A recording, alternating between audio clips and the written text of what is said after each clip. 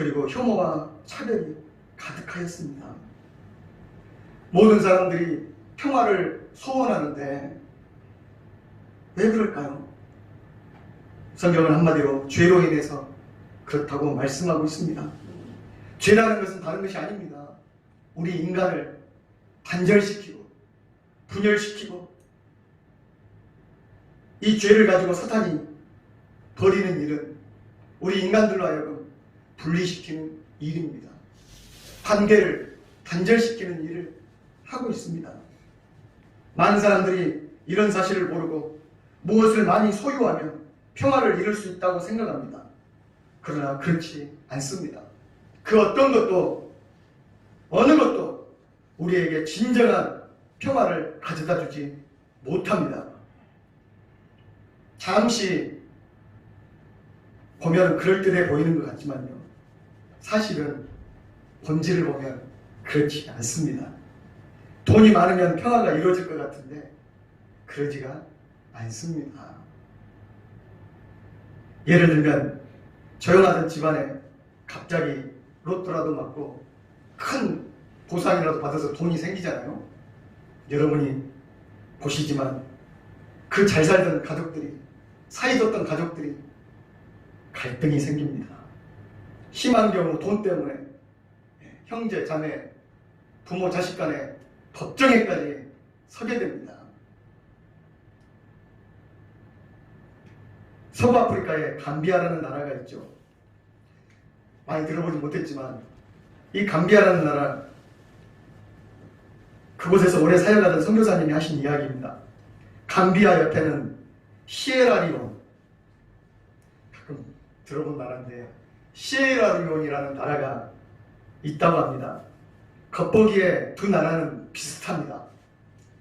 문화도 비슷하고 사는 것도 비슷하고 먹는 것도 비슷하고 기후도 비슷하고 둘 다 똑같이 또 가난한 것도 비슷했습니다. 그런데 그 평화로운 나라, 감비아는 평화로운 나라고 지금 시에라리온은 내전이 끊이지 않는 아주 불행한 나라가 되었습니다. 왜 그랬을까요? 감비아는 너무 가난해서 평화롭습니다. 싸움이 없습니다. 가난하지만. 그런데 반면 시에라리온은 다이아몬드, 세계적인 가장 질 좋은 다이아몬드가 거기에서 발굴되기 시작하면서 이 이권 때문에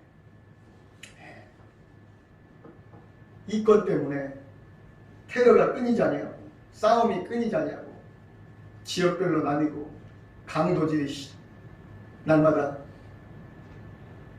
그래서 무질서와 살인과 폭력이 난무하는 그런 걷잡을 수 없는 무정부 상태의 나라가 되었습니다. 좋은 돈이요, 좋을 때는 좋지만 오히려 평화를 깨뜨리기도 한다는 것입니다. 권력도 마찬가지입니다. 권력이 있으면 평화로울까요? 그렇지 않습니다. 권력으로 억누르고 잠시 평화를 얻을 수 있죠. 그러나 이것은 위장된 평화입니다.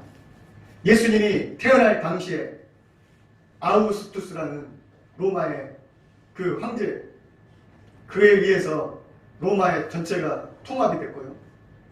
로마 제국이 비로소 단단한 반석 위에 세워졌습니다.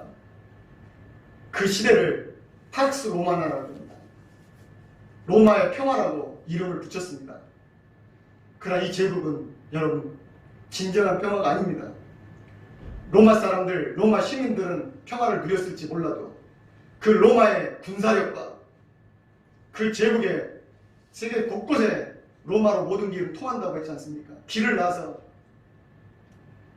이 소장료를 거의 70%를 세금으로 거뒀답니다. 많은 곳에서 그 곡물과 진귀한 보물들은 전부 다 로마로 자기들의 평화를 위해서 썼지만 그 밑에서 있는 사람들은 그 군사적인 그 폭력의 평화로 신음하고 있었던 것입니다. 그것이 권력에 의한, 폭력에 의한 로마의 평화의 실체였습니다. 바로 그런 시대에 예수님이 그리스도의 평화, 하나님의 평화를 세상에 주시려고 그 시대에 태어나셨던 것입니다. 진정한 황제는 그런 잘못된 위장 평화를 주는 것이 아니라 예수님 같이 섬김과 사랑의 평화를 주는 분이라는 사실을 보여주시려고 바로 이때에 태어났던 것입니다. 할렐루야. 아멘. 역사를 볼 필요가 있는 거예요. 대통령이 최고의 권력자지만요, 늘 불안합니다. 대통령이 어딜 가면 경호원이 수십 명, 때로는 수백 명이 보이는 곳에서 보이지 않는 곳에서 따라다닙니다. 수행을 합니다. 왜 그럴까요? 폼 잡으려고요? 위험하고 불안해서 그렇습니다. 재벌가 사람이나 인기 연예인도 보호해줄 보디가드가 필요합니다. 홀로 평화롭게 다닐 수가 없습니다. 좋은 것 같지요? 결코 그 편안한 삶은 아닙니다. 그러나 여러분, 저 같은 사람은 권력이 없으니까 경호원이나 보디가드 한 사람 없이도 마음껏 활보합니다. 여러분도 그렇지 않습니까? 편하지 않습니까? 네. 평화를 위해 권력을 구하는 것은 어리석은 일입니다. 여러분, 그렇습니다. 무엇을 많이 소유하면 평화로울 것 같은데 결코 그렇지 않습니다. 착각입니다. 잠시는 그런 것 같지요. 그러나 가만히 보면 아닙니다. 그런 평화는 마치 휴화산같이 사이비 평화, 위장된 평화입니다. 하나님이 없는 세상 그 어디에도, 그 누구에게도 평화는 없다는 사실을 여러분 믿으시기를 바랍니다. 바로 예수님은 평화의 아기로 평화를 주시러 오신 분이라고 했습니다. 예수님의 이름을 예언하시면서 그는 기묘자라, 모사라, 평강의 왕이라고 그렇게 이사야서에서 몇백 년 전에 예수님에 대해서 예언을 했지 않습니까? 그의 이름은 평강의 왕, 평화의 왕이라는 것입니다. 참 평화를 얻으려면 하나님을 만나야 하지만 하나님은 너무 높은 곳에 계시잖아요. 그래서 이 평화가 없는 이 땅에 친히 우리들이 눈으로 보고 만질 수 있고 귀로 들을 수 있는 사람의 모습, 아기의 모습으로 그 평화의 왕이, 만왕의 왕이 낮고 낮은 이 땅에 오늘 태어나신 것입니다. 아멘. 할렐루야. 아멘.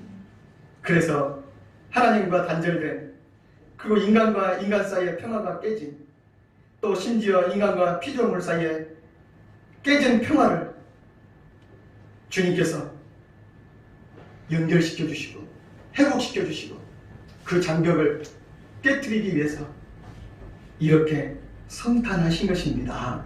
아멘.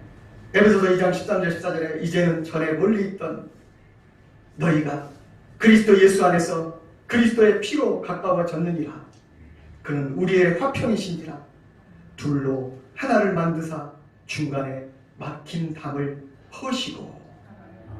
더 나아가 만물과 인간 사이에도 골로새서 1장 20절에 그의 십자가의 피로 화평을 이루사 만물 곧 땅에 있는 것들이나 하늘에 있는 것들을 그로 말미암아 자기와 화목해 되기를 기뻐하심이니라. 할렐루야. 오늘 여러분, 우리가 이 코로나 바이러스, 이 독한 바이러스를 이 땅에 맞이한 것은요, 인간이 이 피조물과 환경오염이라 이런 우리 욕심 때문에 피조물과 평화를 깨뜨렸기 때문입니다. 평화롭게 산속에나 있어야 될 바이러스가 이 땅으로 개발로 인해서 숲이 파괴되고 산이 무너지고 도로가 낮이고 그리고 불을 다 태워버려서 숲을 없애버리니 그들이 그 짐승들의 바이러스가 사람에게 온 것입니다. 이것을 알아야 됩니다. 이것은 자연의 재난일 뿐만 아니라 인재입니다. 앞으로 또 어떤 바이러스가 우리 인간을 엄습할지 모릅니다. 인수 공통 바이러스라 그러죠. 환경 오염으로 인한 것입니다. 지구 온난화로 인한 것입니다.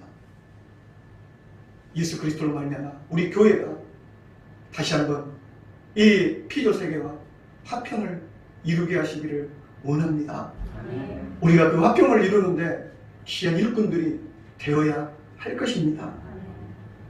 그래서 우리 그리스도인들은 이 땅에 평화를 누리고 평화를 살려야 될 그런 평화의 사람으로 살 수 있기를 바랍니다. 평화를 나눠주는 평화의 사신이 되어 주십시오. 고린도후서 5장 18절 20절에 모든 것이 하나님께로 났으니 저가 그리스도로 말미암아 우리를 자기와 화목하게 하시고 또 우리에게 화목하게 하는 직책을 주셨으니 이는 하나님께서 그리스도 안에 계시사 세상을 자기와 화목케 하시며 저희의 죄를 저희에게 돌리지 아니하시고 화목케 하시는 말씀을 우리에게 부탁하셨느니라. 이러므로 우리가 그리스도를 대신하여 사신이 되어 하나님이 우리로 너희를 공면하신 것 같이 그리스도를 대신하여 간구하느니 너희는 하나님과 화목하라. 우리를 하나님과 화목하게 하시고 세상에 화목을 이루는 평화를 이루는 대사, 평화의 사신이 되게 하시려고 예수님께서 이 땅에 오셨다는 것입니다. 여러분, 이 사명이 얼마나 큰지 모릅니다.